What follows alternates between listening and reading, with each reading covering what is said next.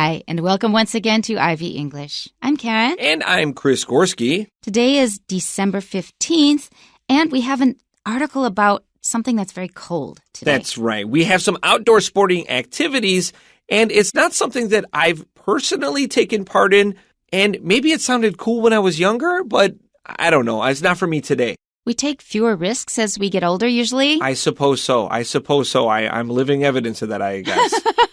So our topic today is the thrills and chills of ice climbing. Not just climbing mountains, but climbing walls of frozen ice. Or frozen water, I should say. Yeah. Just hearing that, I want to walk away. I'm sorry. Both of us come from a very cold place. Mine is probably, in theory, even colder than yours. But I lived in yours. Yeah. It was cold enough. Cold. It was cold enough. No, I agree. You come from an even colder place. And I love outdoor sports in winter. I love getting out in the cold. I love going for long hikes. Ice skating. I love ice skating. Ice skating is fantastic. Camping in the snow is great. I'm not so much about ice climbing. Climbing is hard enough, and then when it's really slippery, yeah, it's really dangerous. Yes, it's really dangerous. I agree. You're putting a lot of trust into this wall of ice. I mean, I suppose there's many things you can do to ensure your safety, but I'm just not experienced in it. Yes, and an image just kind of popped up in my mind from my childhood.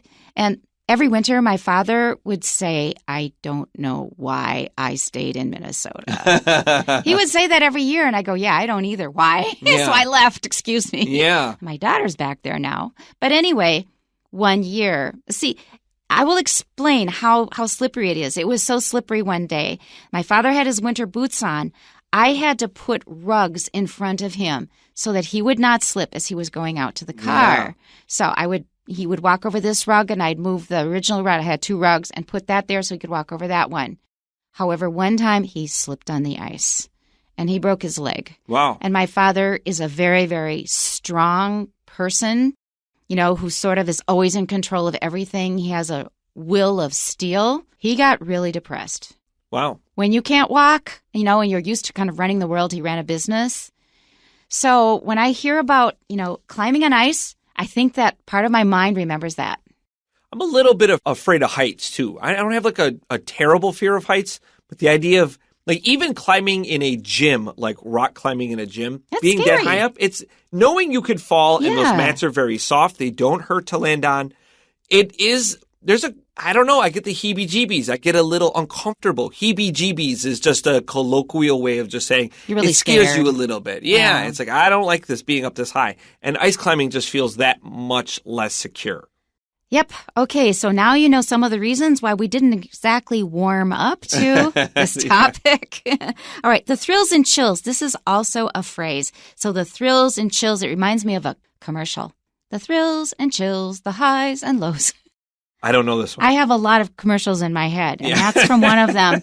All right, so the thrills and chills, that means thrills are things that make you feel really excited, and that will attract you to the sport. But chills are things that make you feel uncomfortable and cold. Let's go to our article. Whether bouldering in a gym or ascending a steep mountain cliff, many thrill seekers aim to conquer new heights through sport climbing. For those climbers who want to add a new element, ice climbing is a winter variation of the sport that adds chills to the thrills. Although ice is quite a different material compared to rock, ice climbing is similar to rock climbing in its history and practice. Both sports originated as part of mountaineering, where those who wanted to challenge mountain summits would often have to climb sheer walls and glaciers to reach their targeted peak. However, ice climbing later grew into a challenge all its own. Just like in rock climbing, sport ice climbers often work together in pairs, with one acting as an anchor while the other takes on the ice wall. Where ice climbing departs from other types of climbing is in the unique dangers it presents. Because of the extended time spent in sub-zero temperatures, as well as the danger of avalanches and snowy weather, ice climbers have to take extra care to shield themselves from the harsh conditions they're climbing in to ensure their safety. Warm, insulated clothing is important, including gloves and eye protection, and tools like ice axes and crampon boots are needed to make the climb safely. The extreme conditions often present in ice climbing make it a sport that is not for everyone. However, enthusiastic ice climbers find the chill brings a welcome challenge. If you're interested in trying out ice climbing, it's best to go with a guide. They can also bring you to some of the top climbing spots like the frozen waterfalls of Konye, Italy, or the glaciers of Norway. Wherever you make your ascent, you can be sure that ice climbing will bring you a thrill unlike any other. Yeah, are you thrilled about being in the hospital? Sorry, from people who have lived around ice for a long time, I think we can't really avoid these reactions. So let's go back to the first paragraph. Whether bouldering in a gym or ascending a steep mountain cliff, many thrill seekers aim to conquer new heights through sport climbing. So the real thing here, the real attraction is the challenge and the thrill. It's difficult. Now, you said that you were fine with winter camping? Yeah, I have no problem winter camping. We like doing it. We would be either in tents or a cabin. Cabin obviously is a lot nicer. Oh, a lot easier. It's a lot easier. But even something like a lean-to, which is like a log cabin, but with just 3 walls, the front is open, and you could drape it with, cloth to help insulate it.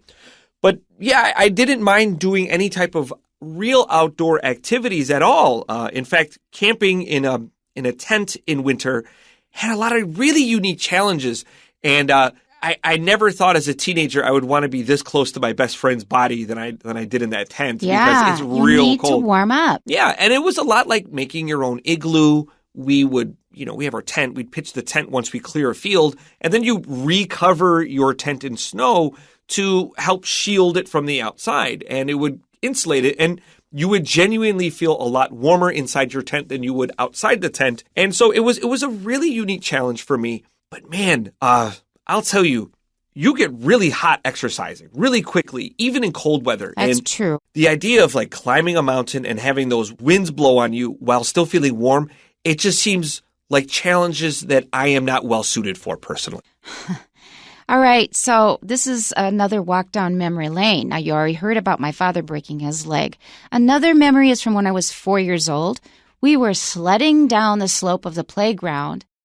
The sled flipped, and the blades of the sled, they cut my cheeks. Oh, you had one of those with the blades on the That's bottom, right? Wow. That's right. All right, so there we go. We got home. I got all washed up and taped up, and they said, "Oh, Karen, you look so pretty for church today." And I thought, does this look pretty? Why did you say that? That's number 2 memory. Number 3 memory. I love to ice skate, and most of us learn how to ice skate in a place like Minnesota. I got frostbitten, so now my extremities are always cold. You shake my hand, just touch my hand. Cold.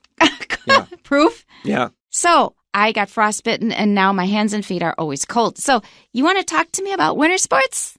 Talk to someone else. Not a big fan, eh? Yeah. Cold weather is really, really harsh to deal with. All right, so before we go on to our next sentence, let's look at this initial phrase. So whether bouldering in a gym or ascending a steep mountain cliff, whatever.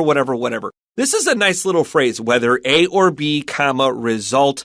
This is something you'll see frequently in the magazine if you're watching out for it. So this is a good one to keep in mind, whether A or B, comma, result. That's right, but it also tends to get overused.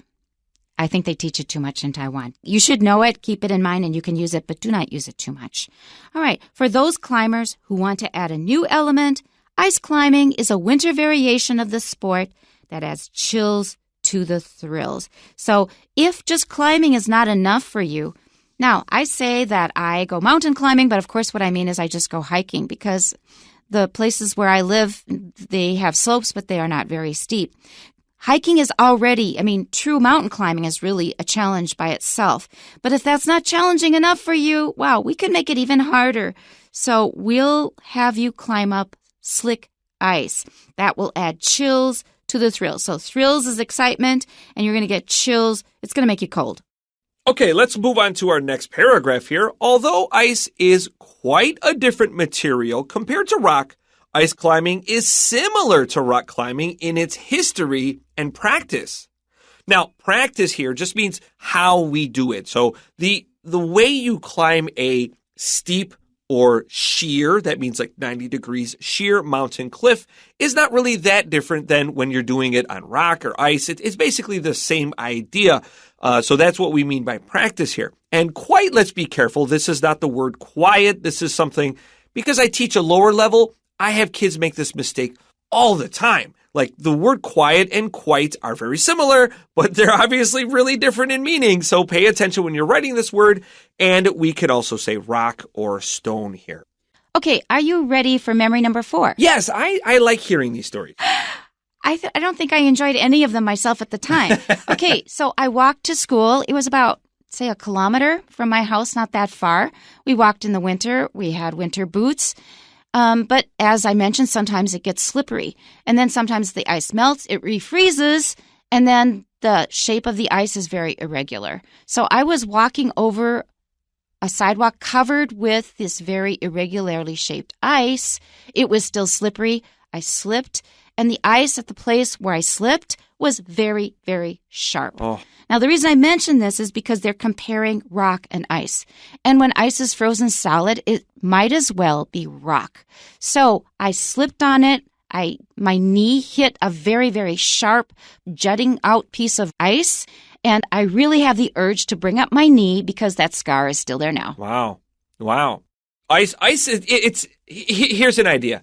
Everybody from a cold climate needs to live in a hot climate for 1 year. And everybody that's from a hot climate should live in a frozen tundra climate that we're from for a year. And you'll understand. And not only understand, but you learn so much about having to live through it. I mean, it's enough to hear these stories, but to actually have to live and deal with this, to walk through the ice, to walk through knee-deep snow, it's such a unique experience. And I mean, I think of me moving here, how hot it is compared to where we're from, how much I had to change. Like I didn't dress like I do now. I mean, part of that was age, but like the old clothes that I used to wear were so heavy compared to what I have to wear here. Right. You just need a different type of lifestyle. Okay. One big change for me is I think in the summer, people complain a lot about the heat, especially since it's so humid in Taiwan. I don't know if you've ever heard me complain about the heat. Have you ever heard me? No. Never? No. I don't think anybody pretty much has ever heard me complain about the heat. And that's why. You don't complain about it when you know what the alternative could be. That's right. The endless Arctic cold that never comes. All right, here we go. Let's move on to our next sentence here. Both sports originated as part of mountaineering, where those who wanted to challenge mountain summits would often have to climb sheer walls and glaciers to reach their targeted peak. All I have to do is hear the word mountaineering, and I have images of Switzerland and probably those goats that can climb up very, very steep walls. Yeah, practically 90 degrees. This word sheer I mentioned already. We have the word steep in paragraph 1. That means it's very straight, but it's not like 90 degrees. It's not just a straight wall. Mm-hmm. Instead, we have this word sheer, and this is almost 90 degrees. And those goats that you mentioned can climb nearly sheer walls, which is unbelievable. They just jump up one level at a time. Mountaineering just means like climbing mountains. And the summit is the word peak. We see that later in the sentence. I personally drew a little arrow between these here. Challenge mountain summits or targeted peaks. And P-E-E-K means to sneakily get a look at something. P-E-A-K is the pointed top of a mountain. However, ice climbing later grew into a challenge all its own. Just like in rock climbing, sport ice climbers often work together in pairs, with one acting as an anchor while the other takes on the ice wall. This is, in fact, important in many sports that you have somebody working with you so that they will make sure that you stay safe and don't do something dangerous or can help you if something happens. It's often a spotter, for example, if you're doing weightlifting, for example. That's the word I had in mind. That's the exact word I had in mind. You have your spotter, somebody watching you in case something goes wrong. Now, an anchor here is someone that's especially tied to the wall so that at any given point, if you fall or if you slip, this person is connected in a safe way. So this word anchor, we probably best know this word from like boats. It's that big metal thing that holds the boat from drifting away too far away. And this is the person that will ensure your safety in case something goes terribly wrong. And when we say take on the wall here, this means we're climbing the wall. This especially feels challenging when you take on something difficult. It doesn't feel like it will be very easy. It means I accept this challenge. Okay, our third paragraph, where ice climbing departs from other types of climbing, is in the unique dangers it presents. You can slip and fall. Enough said. Because of the extended time spent in sub-zero temperatures, as well as the danger of avalanches and snowy weather, ice climbers have to take extra care to shield themselves from the harsh conditions they're climbing in to ensure their safety. So in addition to just making sure you don't fall off the mountain, you have to make sure that you stay warm enough, that your equipment is right for grabbing onto very slippery surfaces, for example. Also, here's another weird thing about living in cold climates. If you're doing vigorous exercise outdoors, you're going to get hot really quickly. But there's a danger here because your body is building a lot of heat. Like I said, I did a lot of outdoor camping, and you need to chop wood. And this is a very vigorous activity. You're going to be sweating fast. Even if it's very cold out, you're going to start to sweat. So you'll open your coat and you'll start exposing part of your body to these very strong winds, and you can very quickly lose your heat. So it's important to know how to layer yourself, to take certain layers off. And then as your temperature drops quickly, you can relayer and maintain your worth, because it's very easy to go from I'm sweating to I'm in big trouble. And you need to be able to judge that very carefully. And it's a very tricky balance. I can only imagine how much harder it is while you're on a mountain with no way of protecting yourself. That's right. And also, when you're out in the cold, maintaining your body heat eats up lots and lots of calories. So people who do dog sledding, they actually eat whole sticks of butter just to get enough calories to keep going. Okay, let's continue. Warm insulated clothing is important, including gloves and eye protection, and tools like ice axes and crampon boots are needed to make the climb safely. These are examples of the kinds of equipment. And by the way, equipment is uncountable. Don't say equipments. It's not equipments. It's pieces of equipment. So these are examples of the pieces of equipment you need to bring. So first of all, you need definitely the right kind of gloves. You need to protect your eyes. When you go out in really cold weather, what happens to your eyes and your nose? Yeah, you get those little frozen, especially when you walk out and you get like the sun blindness, and then it's really bright from the snow, and then you start tearing up, and then the tears freeze on your face. Yes. Even though they're salty, they still freeze. So you've got frozen eyelashes. And how about inside your nose? Well, I always have a really runny nose, so it's a little easier for me. But yes, my sister complains of this because when we would go to school, we'd walk to school. She had this problem. Luckily for me, maybe the only time in my life, I always have a runny nose, so I was always well cleared. Because what we're talking about is the boogers in your nose freeze. Yes. So you're breathing in, and you can feel there are solid pieces inside your nose, and it's a really odd feeling. When my wife lived in Buffalo with me for a short time, one thing that she noticed is when you go outside, I would tell her, take a deep breath just to feel this, to experience this. And so you go outside on a really cold day and take a deep breath, and your body's like, wow, that feels weird. It feels really, really uncomfortable to have that cold air in your lungs. It really does. And so you need ice axes. You need to be able to smash the ice in order to make it passable. Otherwise, it's just too slick.